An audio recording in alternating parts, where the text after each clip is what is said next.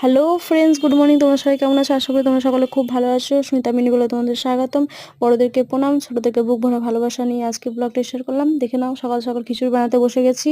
এদিকে কুকারটা বসিয়ে দিয়েছি। কুকারটা গরম হওয়ার পর গোটা জিরে দিয়ে দিয়েছি, তেল দিয়েছিলাম, দিয়ে গোটা জিরে দিয়ে দিয়েছি। তার উপরে পেঁয়াজটা আর আলু পেঁপে দিয়ে করে নিলাম। যেহেতু আমার কাছে সবজি কোনো ছিল না, তাই নর্মালভাবে বানাচ্ছি মেয়ের জন্য। এদিকে ডাল চালটা ভিজে রেখে দিয়েছি। আর এই সাইডে মশলাটা দিয়ে দেবো, লবণ হলুদ হালকা, ভাজা জিরে দিয়ে দিলাম গুঁড়ো, কারণ মেয়ে ঝাল খায় না কোনো, তার নর্মালভাবে বানালাম। সচরাচর খিচুড়ি বা সেদ্ধ ভাত কোনো কিছুই বানানো হয় না, মেয়ে স্কুল যায় তার জন্য। কালকে যেহেতু সানডে ছিল তাই বানিয়ে নিয়েছিলাম। তোমরা বাচ্চাদের জন্য এইভাবে ট্রাই করে দেখো, খুব ভালো লাগবে। এদিকে চাল ডাল ভেজানো ছিল, ওটা দিয়ে কষিয়ে নিচ্ছি। কালকে ভিডিওটা তোমাদেরকে দিতে পারিনি, তাই আজকে তোমাদের সাথে শেয়ার করছি। একদিন ট্রাই করে দেখো, বাচ্চাদেরও খুব ভালো লাগবে। আমার মেয়ে তো খেয়ে খুব ভালো বলেছিল। এদিকে জল দিয়ে দিলাম, কুকারটা নামিয়ে দিলাম, খিচুড়িটা নামিয়ে একটা প্লেটে ঢেলে নিয়েছি।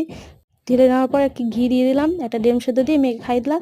মেয়ে অনেক ভালো বলেছো। তোমরা একদিন খাইয়ে দেখো বাচ্চাদেরকে। তোমরা সবাই ভালো থেকো, সুস্থ, বাই বাই।